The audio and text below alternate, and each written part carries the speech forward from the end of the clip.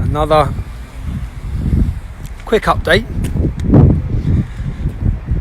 As I see, I don't know if it's because of legal letters, but Facebook has been erasing, removing certain things on my page. I am aware that a solicitor, the solicitor who, if I understand right, illegally scammed money, I think, from the news report I was just reading about him. But anyway, this solicitor who said he's suing me over the remarks with regards to the Syrian pupil at Almondbury School in Huddersfield. I've just had a phone call from a parent whose child has been put in isolation today at Almondbury School. The reason the head teacher has put this child in isolation, I've got a fan club gathering to my left, see where this goes in a minute, but the reason why this child has been put in isolation is because the head teacher said that Tommy Robinson is coming up to the school to interview this child. Now, why would what's the head teacher got to hide? Why are you putting this little girl in isolation? Why is she getting more scared than she already is? I'm not coming to your high school. The reason I'm not coming to your high school is because I'm a 36-year-old adult. Unlike the big bearded men that were hanging around in gangs outside your school yesterday, I recognise the fact that schools are full of children, and I'm a man and an adult, so I'm not going to be going near that school. And to clarify, yes, Kev Mac, and to clarify a couple of things, because I'm hearing things about a solicitor saying he's suing me. Now, the information that I gave out, which I've got the full conversation with the mother of a young girl who says, the mother clearly states that Jamal attacked her daughter, and there's photos of her daughter black and blue. The false bit of information that was put out, which I hold my hands up completely to, I got absolutely had. Now look at the lengths, listen to the lengths they go to. When all this is coming out about the high school, I'm talking to 3 or 4 parents there. Yeah? In the middle of talking to these 3 or 4 parents, someone set up an Instagram profile of a mum, and then they messaged me, very believable conversation. Yeah, so I'll share it, saying that oh, my son was beat up there last year by a group of 5, yeah, with a picture of her son beaten up. Now it turns out that picture of the son was not any child at Almondbury School, and I absolutely got had.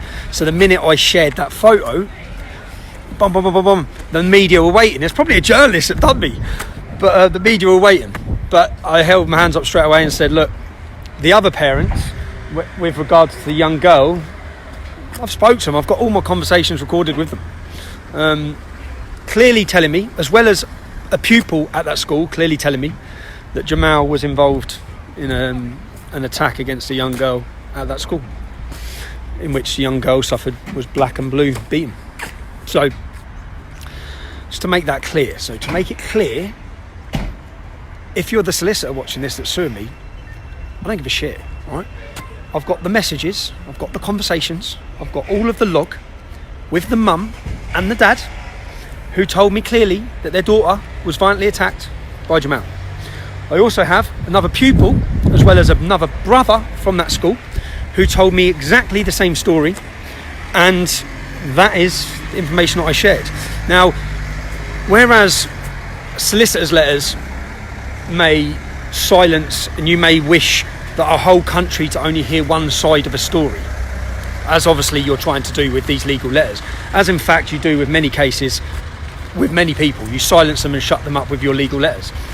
Unfortunately, that won't work here, okay? That does not work. If there's information, and do you know why? Because I had no involvement in anything to do with this case, or anything to do with this school. My involvement would come when the Sun newspaper, the Daily Mail newspaper, the Independent newspaper, the Guardian newspaper,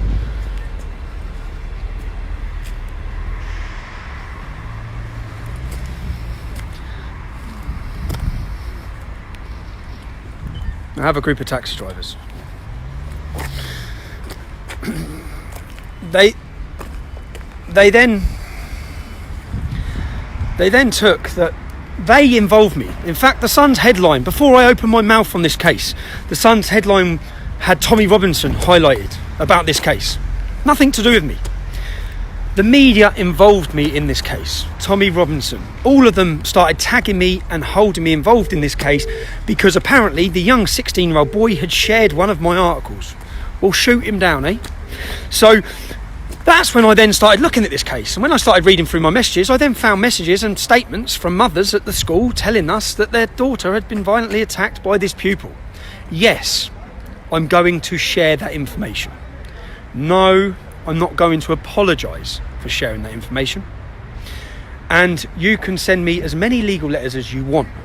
You can take me to court and threaten everything you want, okay? But if a young girl was attacked in that school, as her parents say, by that young man, then I think the public should be made aware, as they're donating £150,000 to the boy, that possibly, maybe, according to these other parents at the school, he's not so innocent. Then, my involvement as well, and the more I looked at this case, I saw that it was meant to be against bullying. But then we had a 16-year-old English kid whose mum's house has been smashed to pieces. Gangs of Muslims, and I've got all the screenshots and evidence and videos of them outside the house. Gangs of Muslims were then targeting. I then read messages after messages after messages threatening to rape and murder his mum. I mean, which none of the media have reported. None of the media have said that about this complete violent backlash against this child. Is two children in a school had an altercation. Not a bad altercation, okay? Grabbed by the throat. Happens every day. In fact, just yesterday, my 9-year-old boy was booted to the floor by a 12-year-old child at school, okay? It happens every day, yeah? It happens every single day. But what's different about this one? Well, what's different is because he's Syrian. That's it. Now, forgive me for not getting as upset. I watched it and I thought, that's out of order when I watched it, yeah? Then you speak to the child involved and then you hear the backstory to what's gone on. And then you find out that it didn't happen this week, it happened 6 or 7 weeks ago. And then you find out that it's already been dealt with within the school. Everything's already sorted. Jamal's fine. Everything's done and dusted. But then there's this big public backlash, as always, that completely paints a 2-minute narrative of the entire story. You don't get told the entire story. You don't get told what Bailey is reacting to. You don't get told what's happened, what's been said, the previous details of any of this case, any of this incident. You don't get told anything. You just get shown this little clip. And of course, this little clip looks bad. Now, but then you have to take it into context. There's two 16-year-old kids, two children in the same year at school.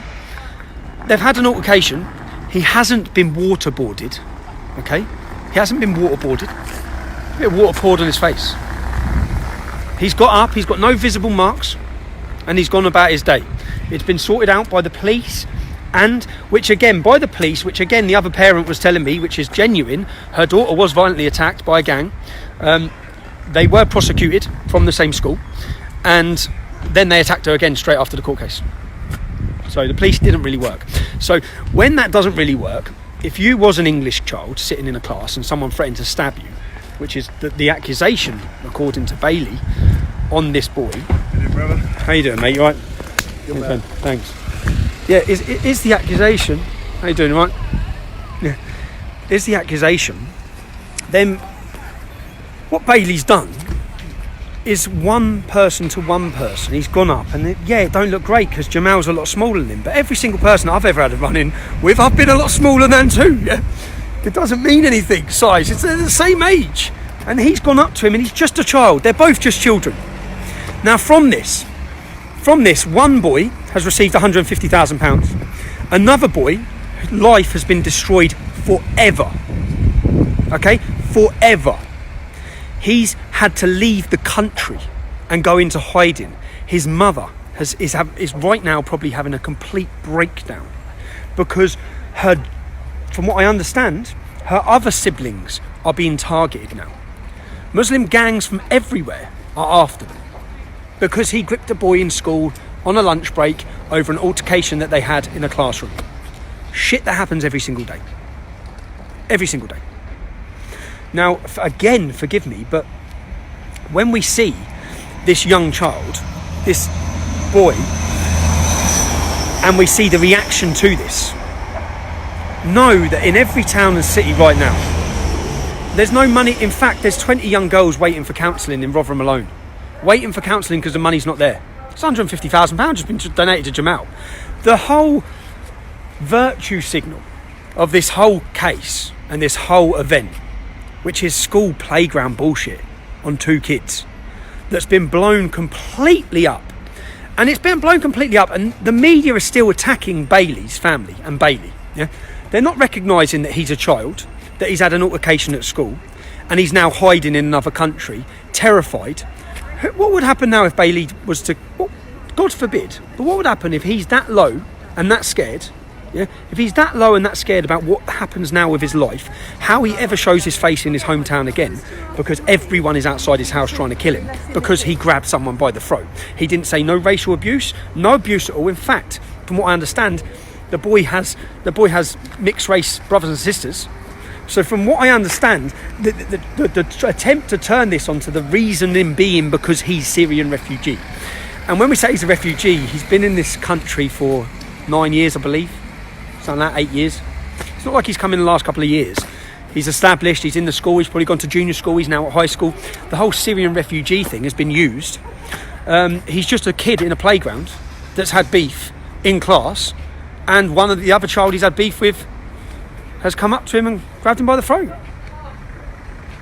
That's it. And because of that, see the looks I'm getting, boy.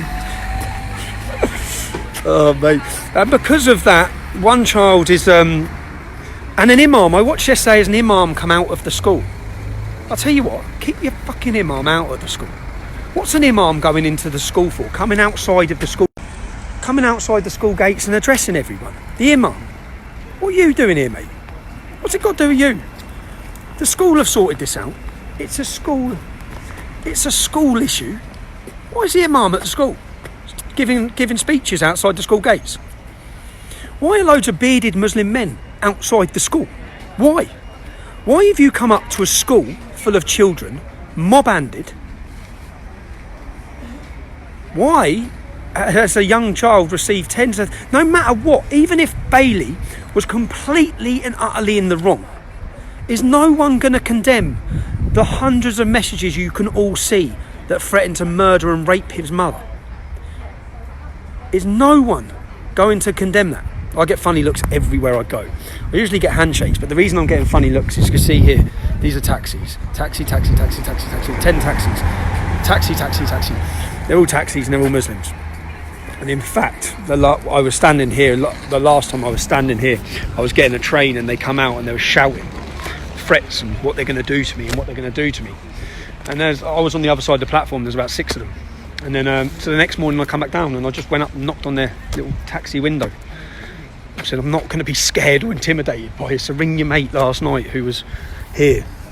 And I come on my own just to talk to them. And in fact, you know what? The owner of the Muslim taxi rank was absolutely brilliant about the whole situation. He said, none of my drivers should be saying this, none of my drivers should be saying that. You should be free to go where you. And he was a Muslim fellow. You should be free to go and do as you please. And I said, I know that. I'm not going to have anyone think that I'm not walking wherever I want. So if they do have a problem, and I've not had, I get funny looks, but yeah. So anyone want to follow me and set up a GoFundMe page? So whilst we've got 8,000 people watching this, share it everywhere. 9th of December is the Brexit betrayal demonstration rally. Full details, I'm having a meeting later today, full details will go out about it. The speakers and the topic, it's not going to be Islam. Although to address Islam we need to leave the European Union, but the topic will be, you'll hear from speeches about the fisheries and the fishing situation because of the European Union. Right, mate? I'm very well, lads, thanks. Cheers, man, I will do. You'll hear from people talking about agriculture, how our agriculture will be affected. It will all be Brexit focused. It will all be Brexit focused. So if you're not doing nothing, Sunday the 9th, it's a Sunday, yeah? It's one day. It's one day where our country, you know, in other countries, people have had to die in their tens of thousands and hundreds of thousands to gain independence. We had the opportunity for independence on a vote, and we voted for it. We voted to leave. Brexit means exit, and they are doing everything they can. They are doing everything they can, and they are going to betray every one of you that voted for that. And scared. Have you seen the Fear Project coming in yesterday? How the Bank of England come out saying house prices will drop 30%. This will happen. Yeah, you said all of that before we voted for Brexit. You said exactly the same lies then. And what happened? The economy boomed. So everything you said before hasn't happened. And now you're using the same Fear Project to scare people. But why don't we see how much we can get Bailey? That would be good. I actually agree. Reading that. This poor kid, like, they're both kids, but one of them is £150,000 richer and the whole world loves him. The other child, who had an altercation, and according to him, an altercation after he'd witnessed this same boy attacking a girl weeks before, right? So he was going to react in a certain way. And he's living in hiding, scared, intimidated. His family probably don't have the money to be on the road travelling and hiding like they are now. Just what the hypocrisy of the media in this situation, making it all about bullying whilst bullying another child who is involved in the situation. That's what you've done. You've actually encouraged the entire country to bully that child. He's 16. God forbid if he'd done something stupid, because he's in such a low situation right now. God forbid, it's all on your hands.